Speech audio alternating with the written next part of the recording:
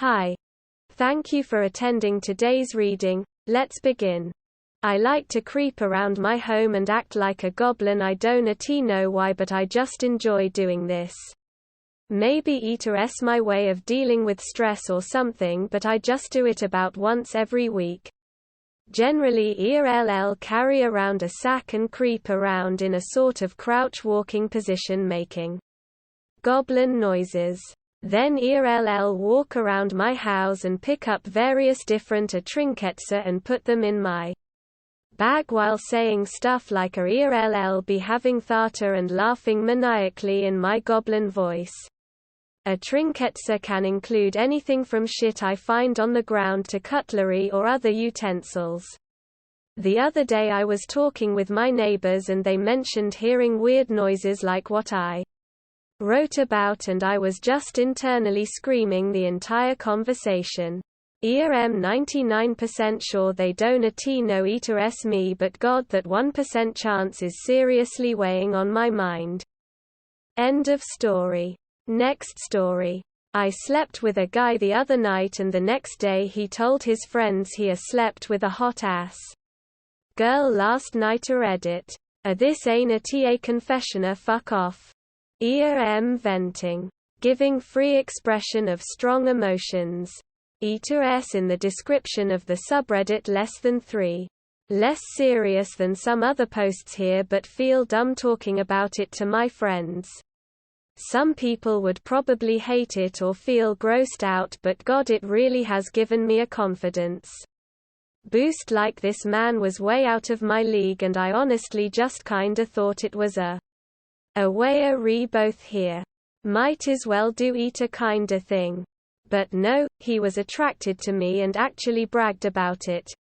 Feeling good. End of story. Next story. Happy COVID-19 fucked my ex-landlord, roommate financially. Petty. But it seriously tickles me pink thinking about it. Last November I was living with someone on a 3-month lease. I had just moved to the city I live in now from the East Coast. And we were both from the same town over there, so it was great. I loved the location and neighborhood. Good trails for running. Close to work. And close to a guy the first was seeing at the time that is now my boyfriend. Late October he told me he could see me as a long-term roommate. And that I did a good job taking care of the house. One room in the house was for Airbnb guests. And because it was winter, was getting sporadic traction. The first week or November, someone booked the room for 2 or so weeks for a long work contract. He said he'd continue to book a week at a time after the 2 weeks because he liked the location and vibe, until his months-long contract was over.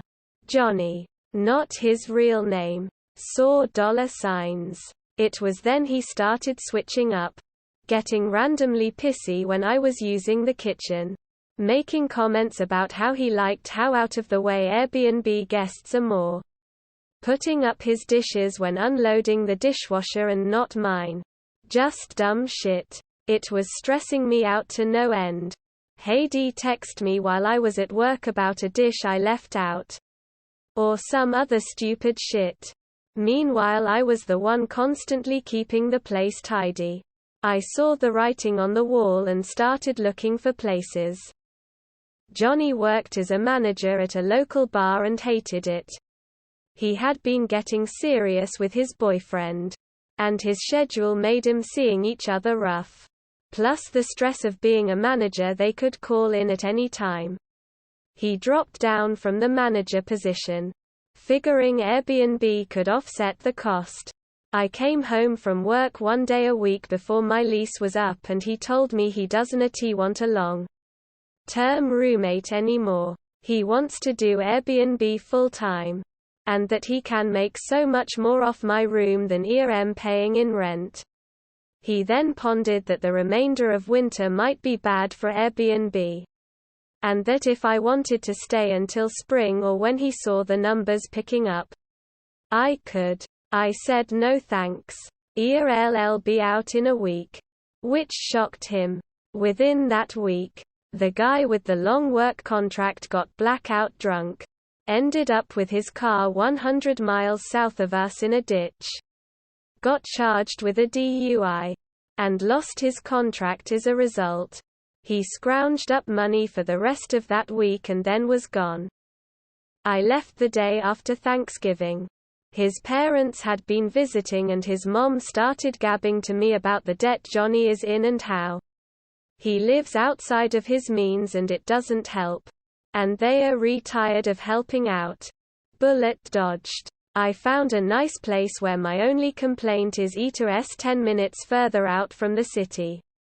Packed my shit. And dipped. I'm not sure how lucrative Airbnb was in December to March for him.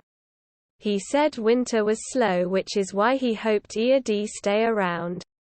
Obviously now the COVID-19 stuff is happening. And as a bar they were the first to close.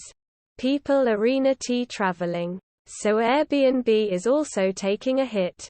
I'm an essential employee and have continued on as usual.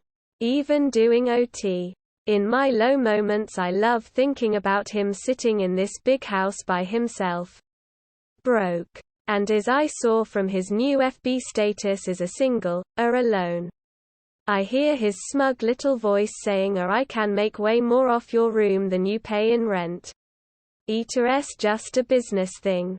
Don't take it personally. And fucking laugh. End of story. Next story. I was crazy sexual when I was a little girl. I was super young. Before I turned 8. It happened with a couple of girls. We would play a mom and dad. It basically consisted of us making out and having oral sex. It's fucked with my sex life my whole life as an adult. VE never brought it up in therapy. It makes me super ashamed. It's also made me struggle with my sexual orientation since I was a teenager. This keeps me up at night sometimes. Edit. I wasn't expecting all the responses. Thank you. All. I don't feel so alone anymore. I can see it affects us all different and somehow we are still around. End of story. Next story. When I send an office-wide email to all of my employees I enter their names as recipients in the order of who I like most to least at the time, not based on performance or quality of work. Although there is a strong correlation. But on how much I like them in general. People can be the best at their job but also be a huge pain in the ass, so this list is more about who I enjoy being around and who I would have a beer with outside of work if they weren't my employee. Immature. I know. But I can't be the only one doing this, and I'd be lying if I said it didn't bum me out to see my name at the ass end of a group email from my boss. End of story. That is all for today. If you want to support my automated channel, feel free to drop a like and subscribe. See you tomorrow.